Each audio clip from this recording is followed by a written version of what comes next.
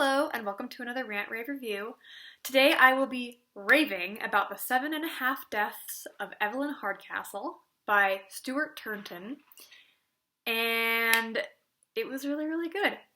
Dare I say, has restored my faith in the Western world to actually write an original story for adults in book form. If you've ever watched my channel before, you've seen me review nonfiction books a lot, or kids books, or manga, or TV shows. I talk about video games on my blog, but I really don't read a lot of adult fiction, even genre fiction that's written by Americans or English people, the West, basically. Because it's kind of all the same. And that might sound really mean and really horrible coming from an author, but like, I work at a library, and when you have to read the reviews of every book that comes out every month, like 99% of it is all the same. And sorry, and again, some people like that, that's fine. I do not care for it. I find it just kind of meh, okay. Meanwhile, I've done videos about supernatural cat and mouse and blending genres like that. And this book, 7.5 Deaths of Evelyn Hardcastle, which I'll just call 7.5 Deaths, is supernatural cat and mouse, and I was delighted. So I remember reading the review for it several years ago when it came out.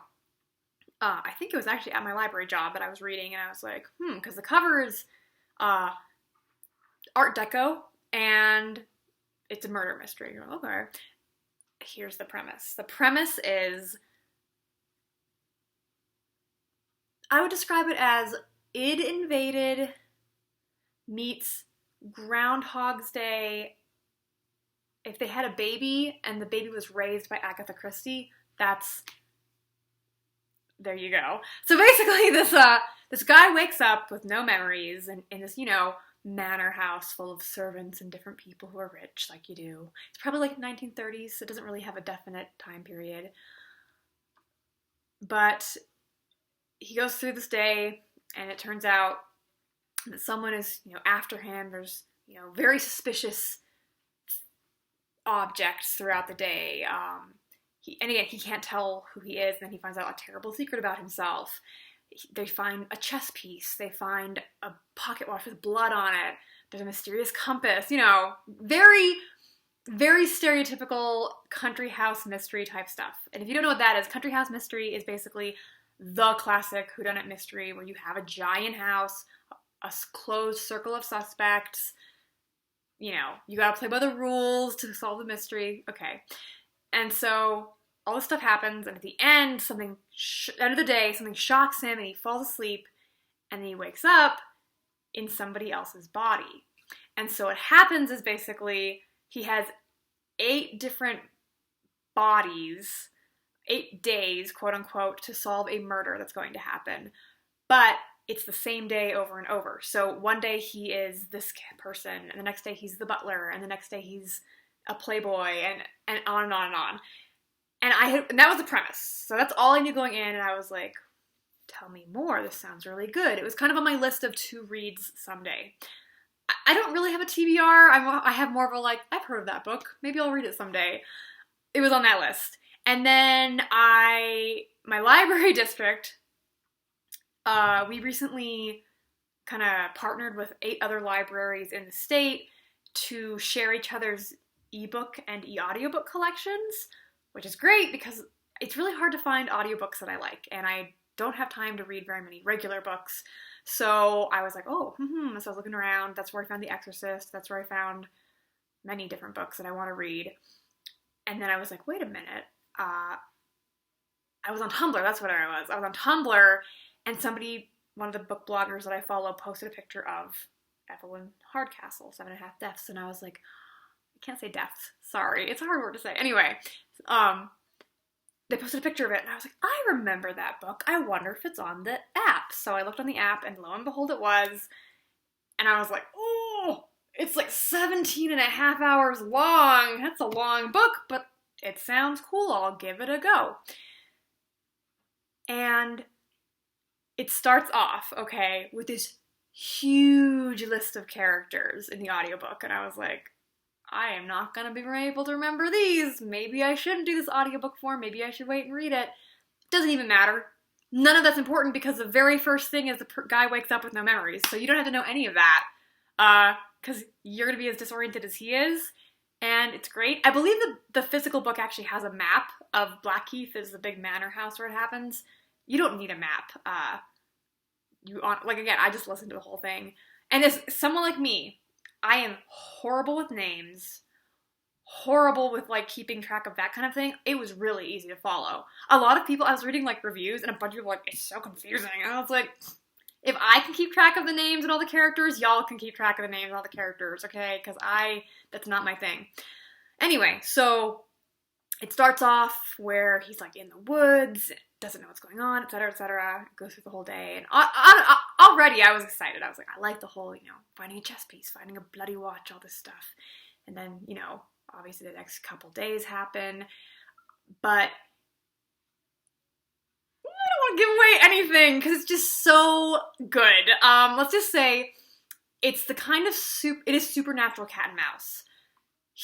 There's definite rules to how it all works, which is number one, like, that's what you need for this kind of a thing. You need rules. It doesn't just happen randomly. Things that he does can affect things, but also he can experience, like, for example, this is not really a spoiler. The first day, he's running out of the forest, freaking out, and he comes to the door, and he sees the butler opens the door, and the butler is burned and, like, freaked out. And then he gets led away. And then the next day, he wakes up as the butler, and he's, like, freaking out, and he, like, opens the door and sees himself, and that's when he realizes, holy cow, what is happening? He sees his own face that he saw yesterday in the mirror. Okay. So there's, he kind of meets his past selves, if you will, and it's neat. And then there's other rules that you find out later, and it kind of reminded me of Ghost Trick, which I will do a rave about on Halloween, by the way. But if you ever played the game Ghost Trick and enjoyed it, you would enjoy this book. Or if you enjoyed this book, you would enjoy Ghost Trick. Anyway, so it's like that. There's cat and mouse, there's different rules, there's obviously a murder going on, so there's a murderer that you have to, wonder who that is and what's going on.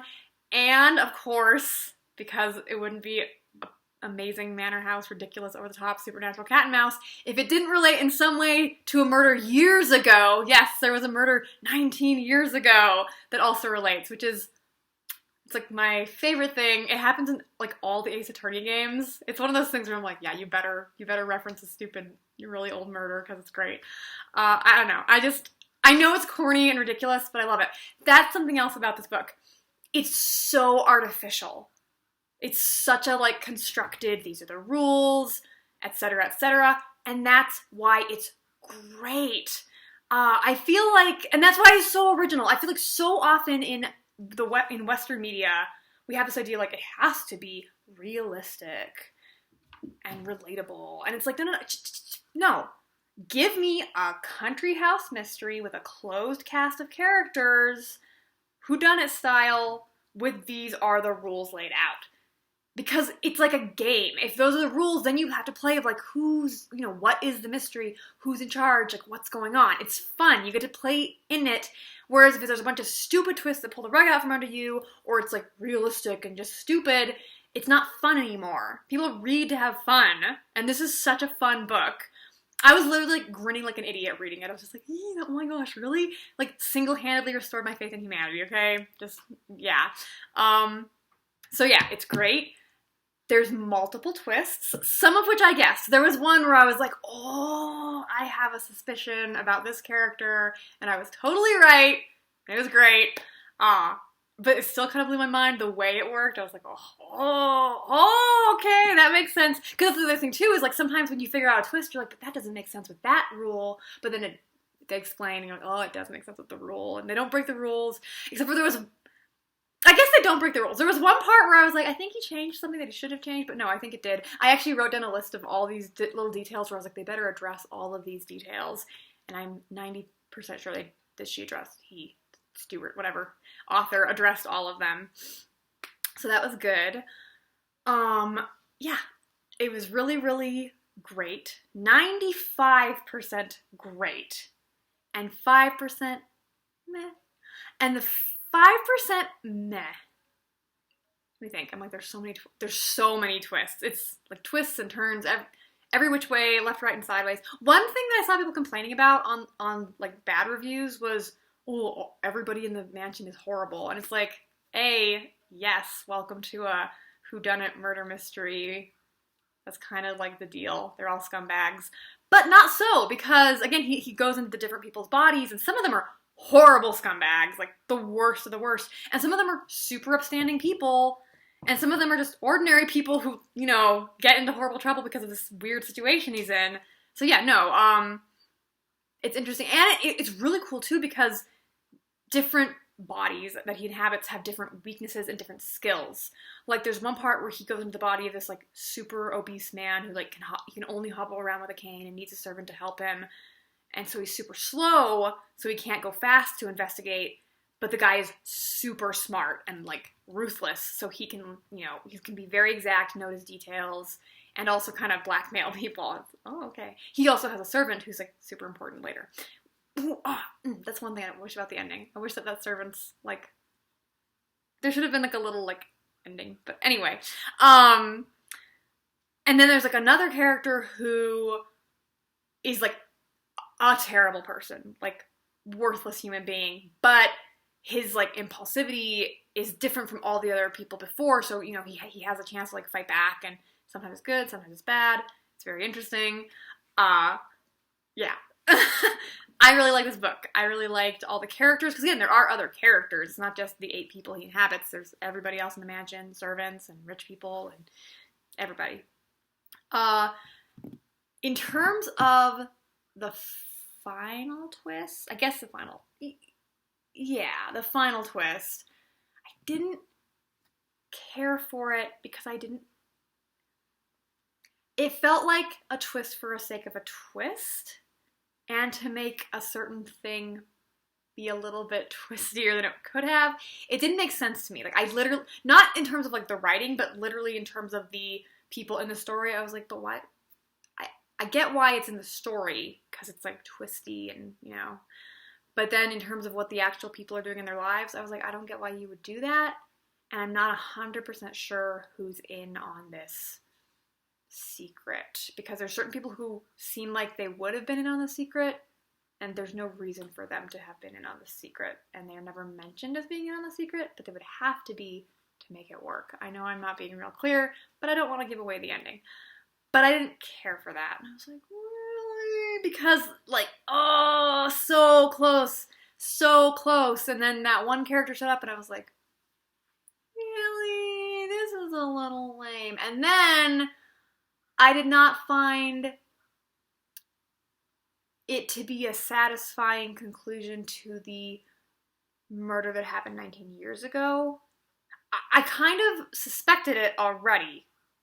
Like, I figured that was what had happened, but not exactly that way. The villain's motivation was very, like, not a motivation I care about. I thought there could have been a better motivation.